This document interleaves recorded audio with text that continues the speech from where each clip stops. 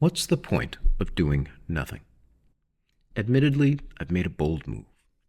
I've introduced this new unit of work called a visit. Normally, we measure work by one of two methods. First, we tend to look at the piece of work itself. We set goals, we look at natural divisions like the end of a chapter, milestone, whether it's completed or not. Another measure we use is the clock. For example, we aim to spend 30 minutes on something, or start 3 days from now. Something's due in 3 weeks.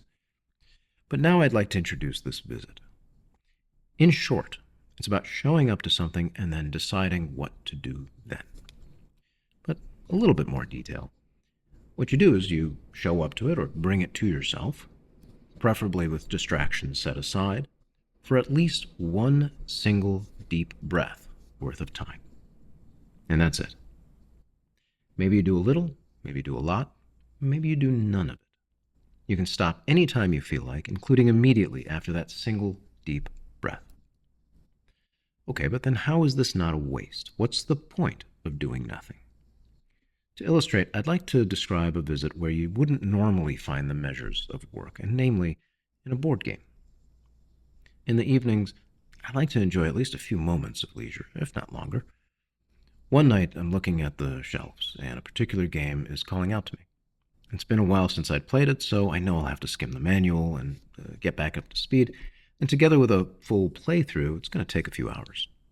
But I only really had about 20 minutes that particular evening until I wanted to call it a night.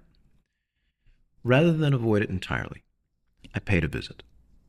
I brought the box out, I put it on the table, and then I opened it and skimmed the manual. Took out a few pieces just to get a feel for them. That really was it. What happened beyond is vital. Even though I was only with the materials for a few moments, ideas started to come to mind, both then and later.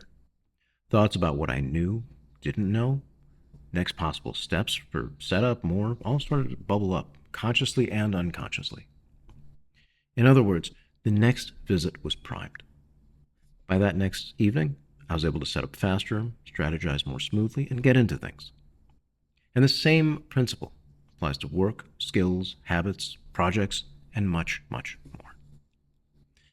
Not everything can work this way, but much of your day can.